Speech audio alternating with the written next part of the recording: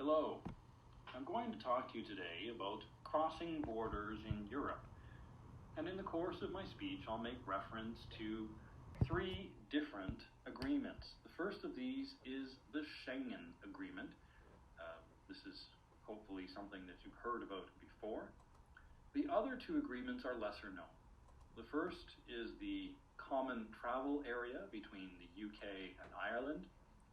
And the second is the Nordic Passport Union among the Scandinavian countries. And I'll begin my speech now. Good afternoon, ladies and gentlemen. Buenas tardes, damas y caballeros. Hoy les hablo desde Colonia, Alemania. Acá he estado en los últimos meses. Esta no es la primera vez que he vivido en Alemania. Hace 30 años atrás vine como estudiante de intercambio junto con grupos de estudiantes de Estados Unidos y Canadá para tener una experiencia intercultural. Se nos destacaron en diferentes lugares en Alemania Occidental. Los organizadores del viaje organizaron una excursión de una semana a la ciudad de Berlín Occidental. En ese momento, la ciudad estaba dividida en oriental y occidental y había una muralla al medio. La mayor parte de la semana la pasamos en Berlín Occidental y pasamos un poco de tiempo en el oriental. Antes de hacerlo, tuvimos un seminario sobre lo que se puede hacer y no en un país comunista. Y uno de los grandes no fue: no tomen fotos de las personas en uniforme. En otras palabras, era: no tome fotografías de las personas en el transporte. Un día después del seminario, nos reunimos en un subterráneo para ir del occidente del oeste al este. Y tuvimos que pasar por un control fronterizo.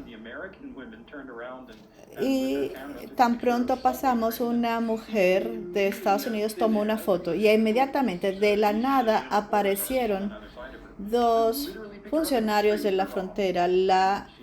Se la llevaron del lugar y estuvo detenida por la mayor parte del día. Al final del día, cuando retornamos a Berlín Occidental, fue liberada para que retornara con nosotros. Y por esto, esta joven de los Estados Unidos tuvo una mala experiencia durante este cruce fronterizo. Ya, hoy es otra cosa. La situación es muy diferente. Tanto Alemania Occidental como Oriental es parte de la zona Schengen. Hoy les quiero hablar sobre dos cosas de la zona Schengen para que puedan entender mejor.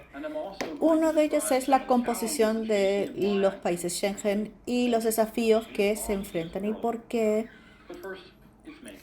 Schengen es algo de este mundo. Pero primero hablemos de cómo está conformada. La mayoría de los estados de la Unión Europea son parte de la zona Schengen. Esto quiere decir que cruzas fronteras de un país a otro sin tener que presentar el pasaporte, porque ya no hay controles de pasaportes. Y esto es la forma en que funciona casi siempre. Hay tres casos en particular que quiero describir con detalle.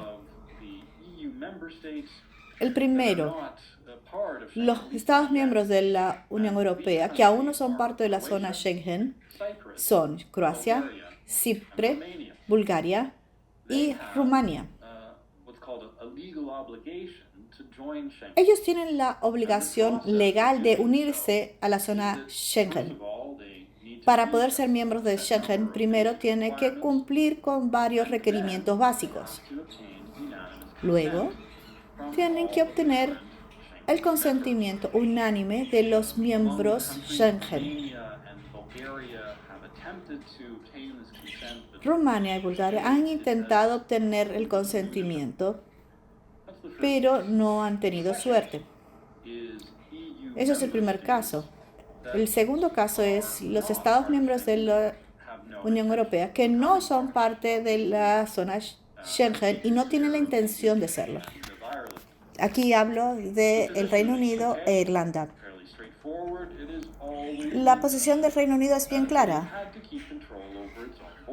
Ellos quieren mantener control sobre su frontera. Sin embargo, Irlanda estaba en una situación más delicada. Irlanda tiene un acuerdo de libertad de movimiento con el Reino Unido llamado la zona de viaje común y tuvo que enfrentar una situación difícil. Dejar este acuerdo y ser parte de Schengen y decirle no a Schengen y seguir con esta zona común. Y así lo hizo. Y si yo estuviera en los pies de un irlandés, yo creo que hubiera hecho lo mismo, puesto que Irlanda importa más productos del Reino Unido que de otro país. Estas dos economías están muy vinculadas. Por ejemplo, en el año 2014, Irlanda importó 27.000 millones de libras esterlinas de bienes y servicios del Reino Unido. Estamos hablando de productos y este flujo de productos es un indicador de la conexión entre ambas economías. Y si tenemos dos economías tan interlazadas, entonces también tenemos que suponer que hay un flujo importante de personas entre las fronteras. El tercer caso son aquellos países que no son miembros de la Unión Europea, pero sí son parte de la zona Schengen. Estos son Suiza, Islandia, Noruega y Liechtenstein. Estos países no tienen el deseo público de unirse a la Unión Europea, pero tienen un contacto significativo entre estos países y los vecinos. Islandia y Noruega son parte de una unión de pasaportes nórdicos, junto con Escandinavia y Dinamarca. Esta unión tiene un conjunto de requerimientos básicos que cuando los ve se ve muy parecido a los requisitos del acuerdo Schengen. Entonces tendría sentido de ampliar la membresía de la zona Schengen a Islandia y Noruega. Así es como está conformada la zona Schengen. Ahora quiero hablarles sobre los desafíos y por qué yo considero que los días de la zona Schengen están contados. Acá pienso en los ataques en París y en Bruselas. Después de estos ataques, especialmente después del ataque de París, hubo amplias críticas. Los perpetradores se habían trasladado entre fronteras entre Francia y Bélgica y dijeron, bueno, si hubieran más controles, si se hubiera requerido la identificación, hubieran podido evitar o detener un poco estos ataques. Muchos estados se sintieron que tenían que tomar medidas porque había una crisis migratoria en Europa. En septiembre pasado, Alemania volvió a establecer controles de pasaporte en sus fronteras y Alemania recibió 1 millón de migrantes durante el 2015. En enero, Suecia hizo lo mismo y empezó a requerir pasaporte. Dinamarca, en este caso, no tenía identificación con foto. Y esta razón es clara. Había más de 160.000 personas que han pedido asilo en Suecia. Y Suecia recibió más refugiados. Y hay un efecto. Alemania impuso controles, lo mismo hizo Austria.